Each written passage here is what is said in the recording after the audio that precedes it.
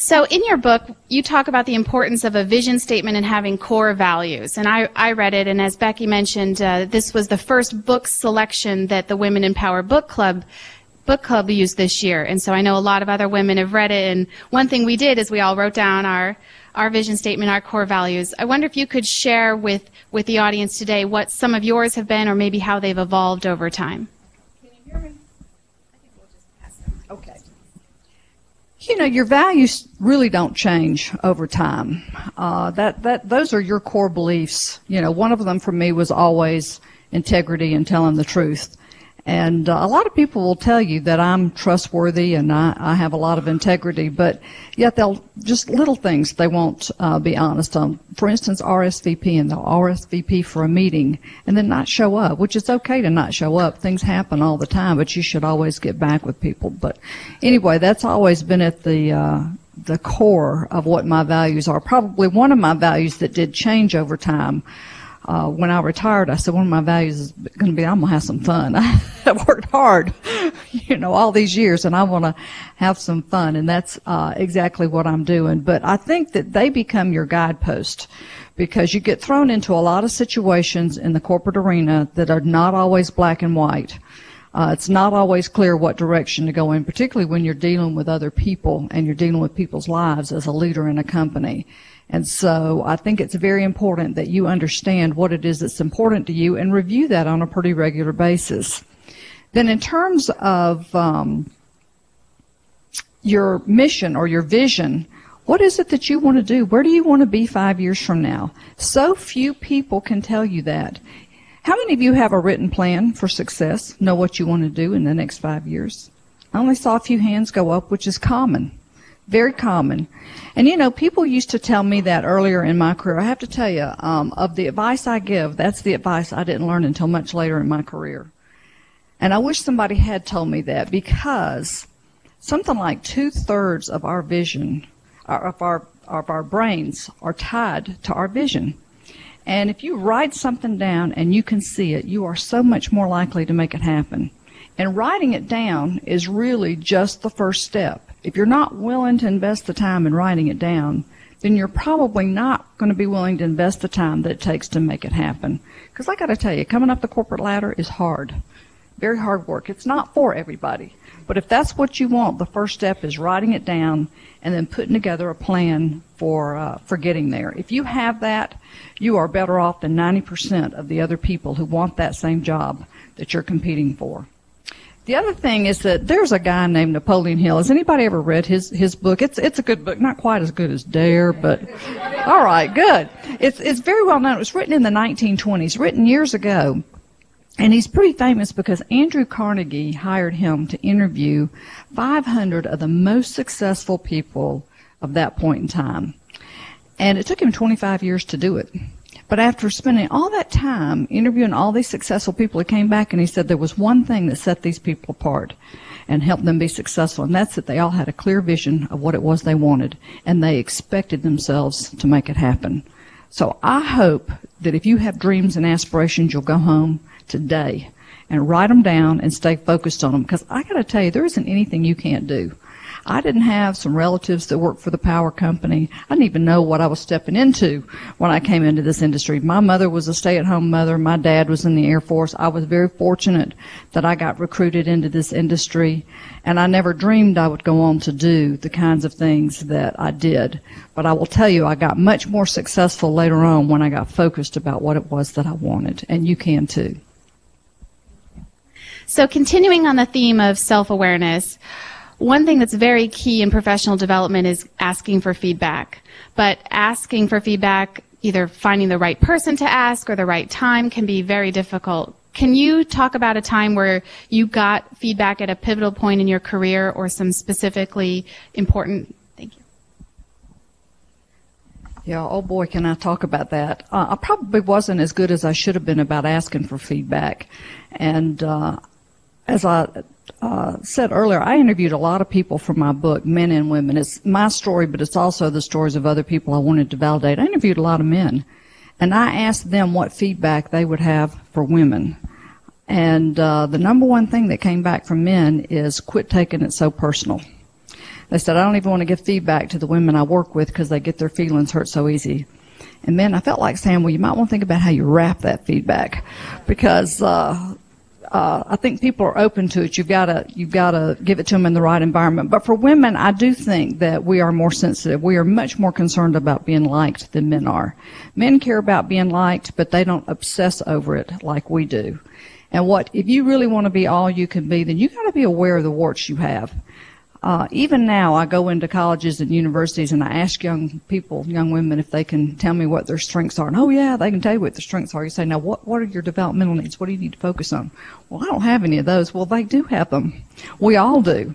And if you don't know what they are, they have the potential to hold you back. One of my own personal stories is that I found myself in a situation where I was in middle management and I was reporting to a VP who was reporting to the CEO. And I felt like if I walked in the room and I told them the sky was blue and pretty today, they'd say, no, it's not, it's red outside. And so I actually got a coach to work with me and to help me. And that coach interviewed my employees, interviewed the customers, and then interviewed the two of them and came back to me and said, you got a problem. And she said, you know what, she said, I don't think you're as aware of how you're coming across as you need to be. She said, you get it very fast, maybe faster than them. And she said, then you go in there like a bull in a china shop telling people what you think. And she said, you need to back off a little bit and play, she called it the sweetie pie honey bun game, which I hate calling it that, but, you know, I got to tell you, ladies, this really worked for me because so many times women say they get feedback that they're too pushy. And that was basically the feedback she was giving to me. She said, you intimidate them. She said, you're younger than them. And she said, you get it very fast. And she said, you're going to have to win them over. And so she said, before going in there and saying, well, this is what I think we need to do, you need to win them over. So I changed my approach. And when I needed to do something, I'd go in and ask my boss, I'd say, we have a real challenge, and we're struggling here. But, and I would have in my mind, I thought I knew exactly what we need to do. I said, I need your help. I need you to, need your input and your feedback. And when I approached him like that, all the time I found out I started getting everything I wanted. And I thought, boy, that's a simple little thing if I had just known to change my approach. So if you don't know what you're doing that may be like that's holding you back, you might want to find out, because after I changed my approach, I started getting everything I wanted. So with that, I want to change into our next theme, which is about learning from mistakes. And so maybe, I know this is personal, but if you could share what you thought is one of the biggest mistakes you've made in your career. I would say the biggest mistakes I ever made were around hiring. You better really do your homework around hiring and who you bring onto your team, and make sure that you've got the right person. I know as an industry, I don't know about here, but we typically don't hire a lot of people from the outside. And I understand why, because you just don't always know what you're getting. And I got very rushed one time in making a personnel decision. And I got to tell you, people used to say, what keeps you up at night? Very little would keep me up in terms of the technical work we did. You got smart people in this industry. What'll keep you up are the personnel issues. And if you don't really do your homework and pay attention to who you're putting into key jobs, that will hang around your neck like an albatross for forever. And I would say that's probably the worst mistake I've made. The other thing is, and I share this with you because I said I interviewed a lot of other very prominent women for my book, and I asked them what was the biggest mistake that they'd made. And they said not firing somebody fast enough. And because what happens is that they almost derailed their own careers because they did not deal with a performance issue. And it not only impacts you, but it impacts your entire team if you have somebody who's not in the right job who's on a team. So I think those are tough. But I think it's okay to make mistakes because that's how you learn. Another big issue that I dealt with at Southern is anybody here work in IT, work in the information technology organization? Okay, you'll be able to really appreciate this. We used to hire interns for the summer. And one of the jobs we would give them is to wipe our servers clean. You take a magnet, you wipe it across the server because you want to get all your data off of it before you turn it back into somebody else. And in training him, the person that trained him forgot to tell him to disconnect it from the network. So he went in with a magnet, wiped the server, and it started a cascading failure and deleted 80% of Southern Company's data. This was such a disaster, we had payroll due in 3 days, and they weren't going to be able to issue payroll. Can you imagine how popular I would be if payroll did not come out? And I used to think there's very little I could have gotten fired for in other jobs, but CIO may stand for career is over after all, and this, if we don't get this fixed. But what was important about that mistake is, number one, the first call I made was to our CEO, because people can handle bad news. What they can't handle is no news, and I didn't want him hearing about this from anybody but me. And we immediately sent some information out to our employees so that they knew what was going on and they weren't getting frustrated. And my team kept telling me, we're going to have all the data back in an hour, 2 hours. 3 hours into this, I thought, we're in trouble. And so I picked up the phone and I started calling some of my peers. And this is a lesson, and this is why relationships, not just in your company, but people that do what you do at another company are so important. Because nobody on my team knew how to fix this issue. We'd never had anything like this happen. And I finally found a peer at Atlanta Gas Light Company, and she had had something very similar happen. It took her 3 days to get data back when this happened to her, but she was able to tell me, she said, Becky, that happened to us. Your issue is you do not have enough storage on your network.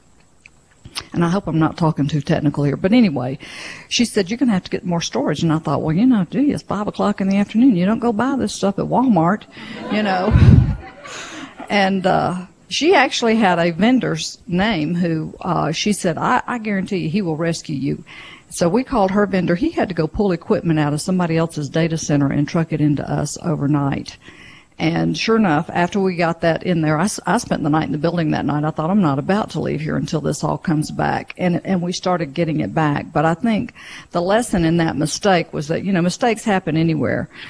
But you got to be quick and transparent about communicating it. And if it's your mistake, take responsibility for it. Own up to it. Because people, as I said, can handle bad news. They can't handle no news. And even though I wasn't the one that trained the intern, you know what? The person on my team did that. So ultimately, the buck stops with me. And I took full responsibility for it. The other thing is that you better have those relationships you need before you need them. And so invest heavily, not just in knowing people inside your own company, but know people who do what you do. Because there's no textbook that tells you how to resolve all the challenges we have today. The only way you can resolve things is by knowing other people who have lived it and experienced and who have already made mistakes. And then the third thing there is just to learn from it. You know, we, of course, after that put all kinds of processes in place so this will never happen again. And I think that's the important thing. So with that, you sort of moved us into the next theme about networking. I think that's a great segue. And one of the things that you say in your book is that we should find someone who does a job similar to you. I think you suggest find 5 people and go on and research who those people are and start actively trying to make relationships. And I think with social media, with things like LinkedIn, it's so easy to do that these days. But you meet new people all the time, and it can be kind of hard or intimidating maybe for someone who doesn't, on a normal basis, go out and try to meet people. Do you have tips for how to, you know, introduce yourself or be remembered when you're in these networking functions and actually make that a real relationship and not just a business card exchange? Yeah, that's a really good question, Jill. And you know, it's a little intimidating for everybody to just walk up and introduce yourself to somebody, but you know what? That's how you get remembered. I have been all across the country this past year speaking to people, and I'm always impressed by somebody who walks up to me and just shakes my hand and says, you know, comments on some little something that I had to say, or reaches out to me through my email. It's easier than you might think to make those connections and those relationships. You have industry associations. If you work in accounting, there's an accounting organization you can go to, not just inside your company, but outside.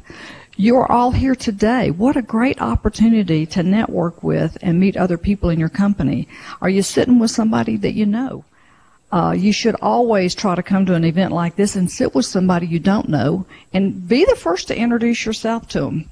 Because I have to tell you, we all have these inhibitions about meeting the next person, and you will impress somebody if you're the first one to reach out your hand and say hello to them. And but you have to make the effort to make that happen. The other thing is, I used to advise my mentees that if there was somebody they wanted to meet and they didn't know them, to look at who that person hangs out with and find somebody that you know that knows them. And then ask that person to ask them to have a 15-minute get-to-know meeting with you. And most executives are busy, but just about anybody will give you 15 minutes, particularly if somebody they know has called them and asked them to do that. And after you get that meeting, make sure that is the best 15 or 20 minutes you've ever had. Go in and ask that person, you know, if it's a place where you want to go to work, say, what characteristics are you looking for in people that work in your organization?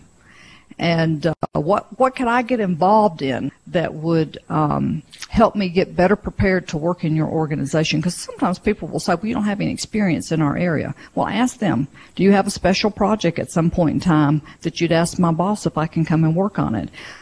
Or is there something in the community going on that would allow me to go and get that kind of experience? But after you get, but it's up to you to drive the agenda. Don't just go in there and say, well, hey, tell me about you. I mean, you do want to know about that person, but you should be spending that time finding out what it is that they are looking for in the way of talent for their organization and what you can do to get yourself ready to step in there. The other thing is people would come and meet with me that one time, and I'd give them several things to go follow up on, and then they'd get back on my calendar again in 6 months, and I'd say, well, what did you do with those things I gave you? Oh, well, I didn't have time to do any of that. Do you think they ever got time on my calendar again? So, you know, it's important, even if you disagree with some of that feedback, that you show some interest in the feedback you've been given, because that person's made an investment in you. They've given you 15, 20 minutes of their time. And, you know, the really smart people that I mentored would email me back and say, you know, just want you to know I went and met with this person, or, you know, I volunteered for this event and I either learned something. Actually, I had one young woman come back and say, I'm glad you told me to go volunteer and do that, because I learned that is not what I want to do. And I wouldn't have done that. But that follow-up is very, very important. You don't have to meet somebody but face-to-face one time. And then the relationship is there, and you can build it a lot just virtually. I'll just share an experience, an example with you with Jill. I spoke at an event in Chicago, and there's a young woman with State Farm who came up to me afterwards, and we were talking, and then she reached out to me through email, and she said, you know, if you ever come back to Chicago, I'd love to get together. So I had a board meeting in Chicago for EPRI, and that's where I met Jill. And I told her, I said, well, I'm going to be in Chicago. I've got this dinner anyway. My husband can't come. Just come go with me. This didn't take any extra time. And so she actually had dinner with Jill and I in New York. And I continue to email with her periodically. And so now I've got this great friend at State Farm. If I ever need cheap insurance or whatever, I can get it. But you never know where those relationships are going to lead you. The other thing is figure out what you can do to help somebody. If there's an executive you want to get to know, they're probably involved in something. You know, Jill's very involved in this organization. Don't just come to a meeting. Get on a committee. You're going to get to interact with her if you do. And so, you know, I'll share this one story with you. I think it's all about figuring out what you can do to help somebody else. Because I will tell you, I think the universe has a perfect accounting system. And you get out of life what you put into it. I think you get even more out. Anytime you give, you get so much more back. A young woman called me in Atlanta who was working for our local newspaper. And she said, you know, I'm having a difficult time meeting people in Atlanta. Somebody told me that you could really help me. And I'm sitting there thinking, oh, my gosh, I'm writing this book that, you know, heavens knows if I'll ever get the thing finished. And I have a consulting business that's booming. And she wants me to go to lunch with her. I don't have time for that. But then I thought, shame on you. You can help her and you should. So I said, look, I don't have time to go to lunch, but come to my house for a cup of coffee. So she did. And in talking to her, I realized all I needed to do was take her to a couple of events I was going to anyway. It wasn't like I needed to, invest a tremendous amount of time. So she came to some of these events. I introduced her to people. She's off and running. Then we kept in touch by way of email. And 2 weeks before my book came out, she said, I just want you to know my husband got a job in Seattle and we're moving out there. And I want to keep in touch. I said, oh, that's great. Who knows? I may be on book tour out there sometime. I'll call you. The next week, she emails me. She says, I just got my first job out here. It's with Forbes.com. And guess what? I'm going to profile your book. These things, I can't tell you, it's almost spooky, scary how things come back to you. But approach things not from what you can get in relationships, but from what you can do for somebody else. And, a friend of mine told me early on in my career, he said, when you talk to somebody, don't talk, just ask questions about them. They'll leave thinking they just had the most remarkable conversation with you and that you are brilliant because you listen to them. Because today's in fast-paced world, people just don't do that enough. Great. Thank you. So we had two other themes we wanted to cover before we open to audience questions. And the next one is about being a good boss, which you talk about a lot in your book. And I wonder if you could share one of the challenging things you've had as a manager. Well, there isn't anything more challenging than managing people. And there's absolutely nothing that can be more rewarding either. I think early on in my career, I was just so... It was tough because I came along at a time when, frankly, people said, well, women can't do those kind of jobs. I was the first female project manager, and people said, woman's got a wine and dine minute night. She can't do that. So I was so focused on, just trying to be successful in the job that I wasn't as focused probably as I needed to be on being there for the people on my team. And so I had some real lessons learned on my journey. And one of them was that I had just left the job as the assistant to the CEO. Now, let me just tell you, that is a princess job. Everybody wants to be your friend because they think, you got the ear of the CEO. And I had been named a regional CIO. I really didn't want the job, but the CEO walked in and said, we want you to take this job. And I said, you want me to do what? I said, I don't really know anything about computers. I don't know people that work in that department. He said, no, but you know a lot about information, and that we don't have the information we need to run this business. He said, so I want you to go do this job. So I've been in that job about 6 months, and every day I was thinking, I have no clue what I am doing. And there was a young woman who had worked with me in accounting who then came into IT and was working in IT, and she came up to me and said, you're a much better leader here than you were in IT. And I said, I can't believe you said that. I said, because I feel like I really don't know what I'm doing. And she said, no. She said, you're much better here. She said, we were in accounting. She said, you built a lot of the systems there. You were the subject matter expert. And by God, you micromanaged everything. And she said, here you are truly leading because you understand that it's not about you doing the work, but it's about surrounding yourself with people and trusting them to get the work done, and you lead the charge on what the work is that needs to be done. And that was a real wake-up call to me that it's a very different skill set. Once you get to middle management, everybody's competent, everybody's pretty knowledgeable, but moving on from there, it's really all about relationships and your ability to relate to other people and help them get the work done. The less the job is about you, the higher up the ladder you go. The more it's about who you surround yourself with, how well you listen to them. The number one reason why people leave companies is not that they don't like the company. They don't like their immediate supervisor. And everybody wants to work for somebody that cares about them.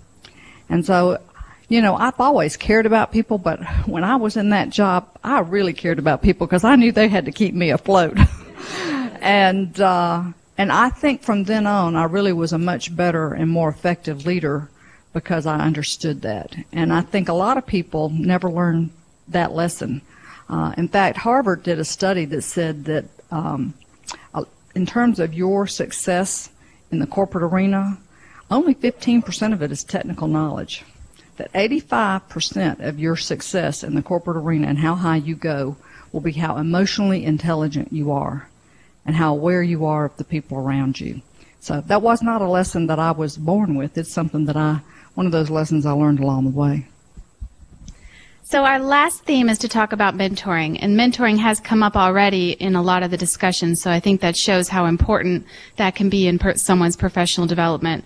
But you also talk a little bit about sponsors and the difference between sponsors and mentors. So if you could share a little bit about how that's shaped your career and some advice for the audience. Well, I've certainly had a lot of mentors in my career, and all those mentors were not people that were always up higher than me in the organization. As I said, I worked in IT. I was not technical. I had people 2 levels down who did reverse mentoring with me. I would meet with my highly technical people, and they taught me how to code. They taught me, here's some new technologies that are coming that we think you need to be aware of. And so I always tell people, don't always think you have to look up. Many of my mentors were outside the company. And I did have some mentors early on who were higher up than me, but there were no women to coach me and mentor me and help me inside my company. We didn't have any. And a sponsor is very different. I don't think I realized that until I became a senior leader myself. And a sponsor is somebody who's in a very senior position who has the ability to advocate for you. And you're never going to get one of those senior jobs if you don't have a sponsor. Because when I was named the CIO, it was a big jump for me. It was a 2-level jump. And those senior positions aren't typically made by one person. Does Gil make all the jobs here, or does he have a selection committee that helps him make some? Yeah, well, that's pretty much the way it is. And so you got to be friends and got to be known by everybody sitting around that table. But you, in particular, need a sponsor, because you know what? Every candidate that they're looking at has somebody around that table that is their sponsor. And if you don't have one, your name doesn't even get on the list. And if you don't have somebody that's pretty passionate about you to argue for you and to say why they think you should get the job, then you're not going to get it. And when I was named CIO, probably half that group was like passionate about me. There were 1 or 2 people who were like, well, we don't know her. And they had their own person. It wasn't that they didn't like me. They had their own person that they knew that they were more comfortable with. So it's very important to have somebody that will advocate for you. The thing that's tough about a sponsor is that you don't go pick them. Sponsors find you.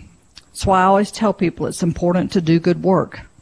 Doing good work alone is not going to help you get anywhere, though. You got to make sure people know you're doing good work.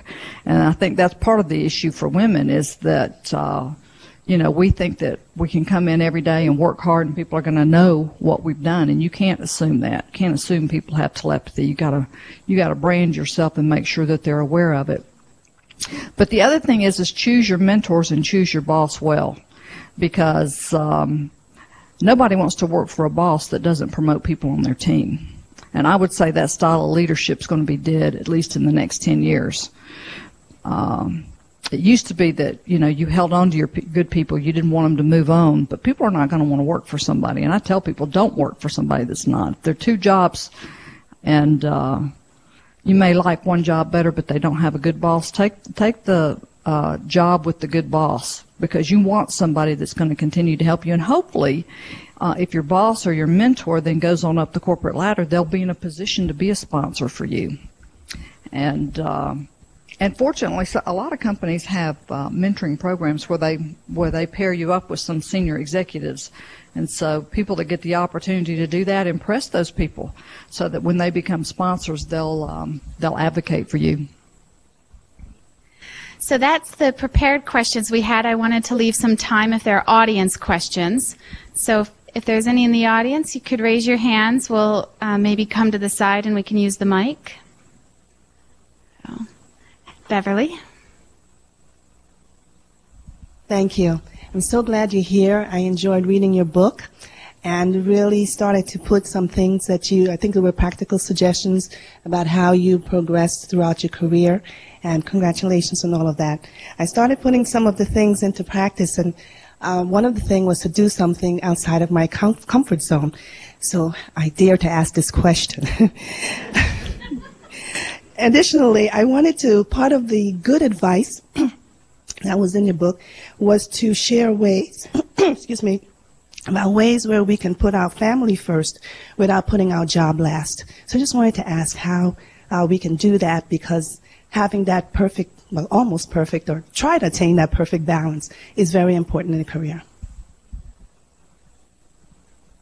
Thank you for that question. And because I didn't talk a lot about confidence, there is one thing that I would like to say. I just gave a talk yesterday, and it was about confidence.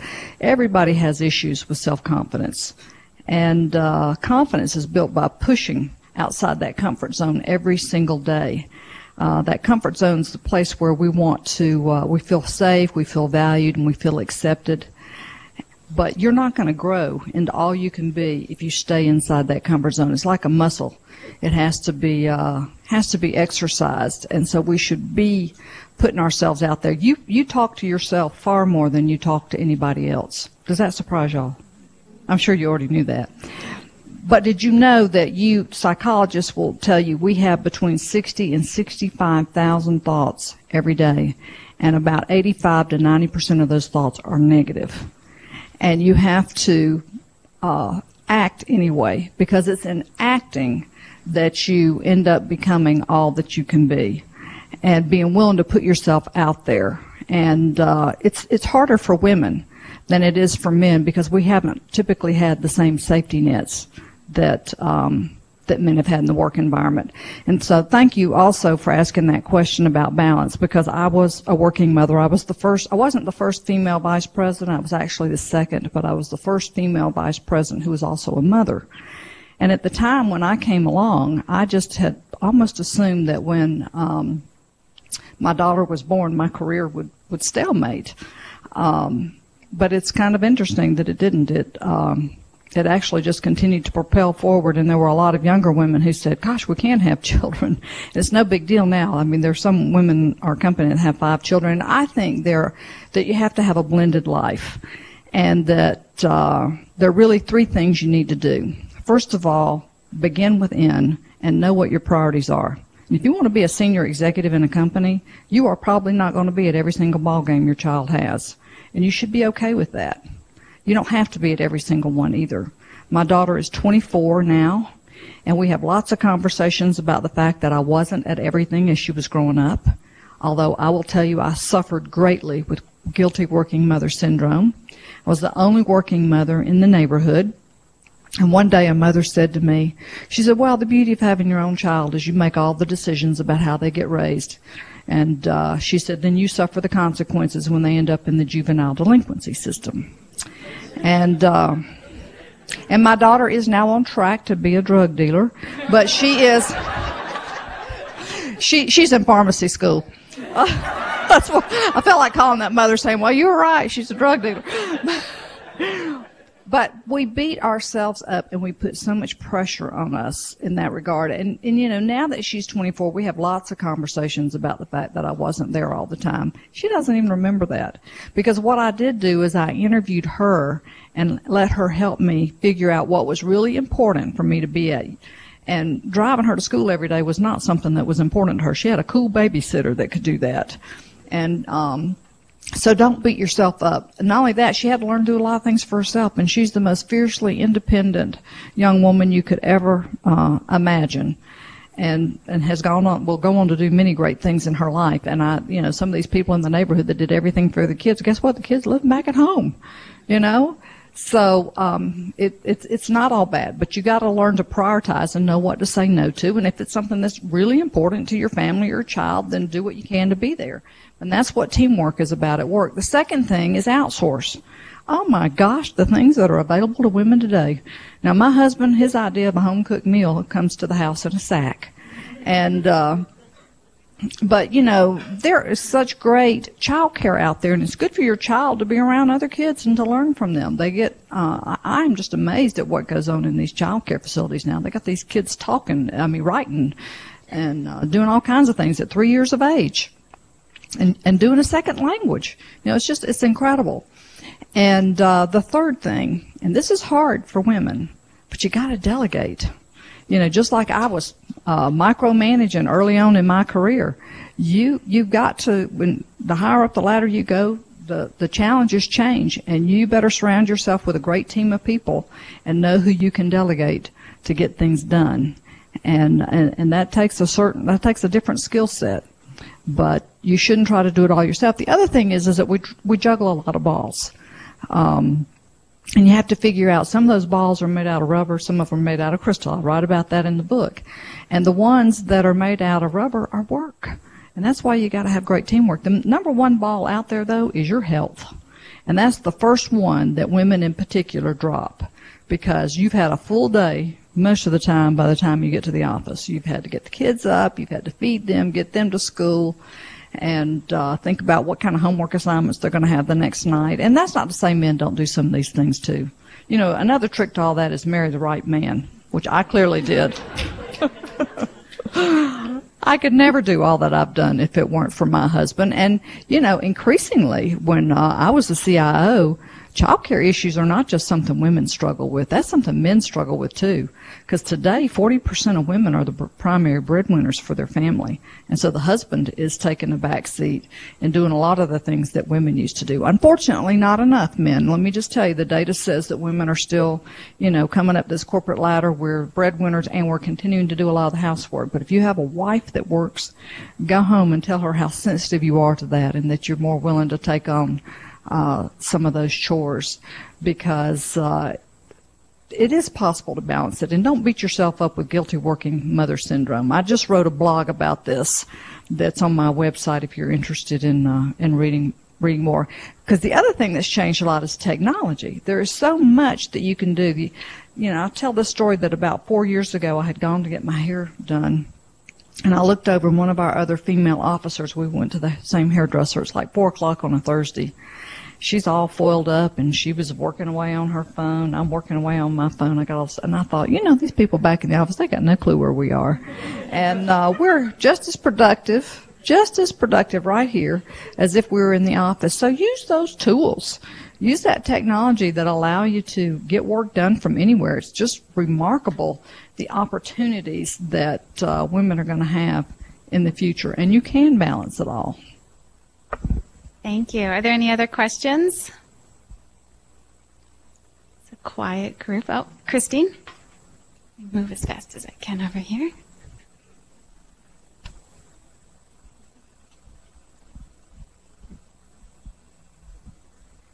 Good afternoon, I'm Christine, and from what I'm hearing from you today, and I haven't had a chance to read your book yet, but I'm doing my MBA and learning every day, and I promise it's on my list of things to do when I have a spare moment. But you have such an entrepreneurial spirit, and I wonder if you could just share how you nurture that?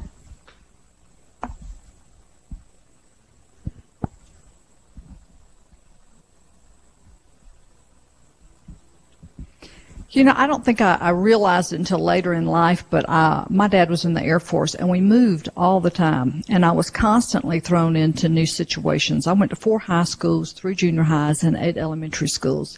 And it was really fun in elementary school, but it wasn't fun when we got into middle school. It was tough to walk into a school in some town you've never lived in before and go sit down in the cafeteria by yourself.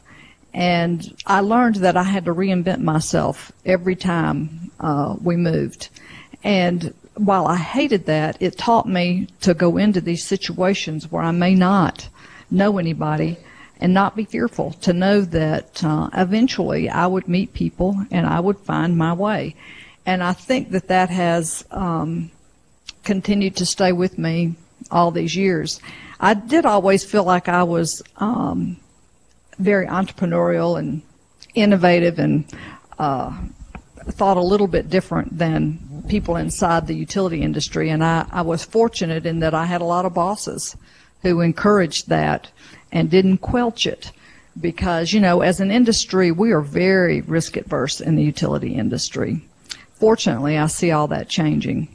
And but I really have to credit all that moving around and just going into those new situations, knowing that I had to adapt and be flexible and change at an early age. When I graduated from college and I got my job with Georgia Power, they sent me to a town where I didn't know anybody, and all my friends from college were like, oh, you're leaving Atlanta, you're going out to Timbuktu, and you don't know anybody? How can you do that? And it's like, I've been doing this all my life. And I think it's been a very key part of my success. And when the CEO came to me and said, we want you to be the CIO, I could have said, oh, no, I can't do that. And probably my career would have stalled. But I've just always approached everything as though it's an adventure, and you got to keep learning. I don't care where you are, even if you don't want to go anywhere else in your career, you're happy with the job you have, you got to keep up. I think about social media. That's something that didn't even exist, 8 years ago, and now it's revolutionizing our world. Well, with that, I'd really like, we had one more question. Steve? Hi. What advice would you give a husband to support his wife's career? That's great.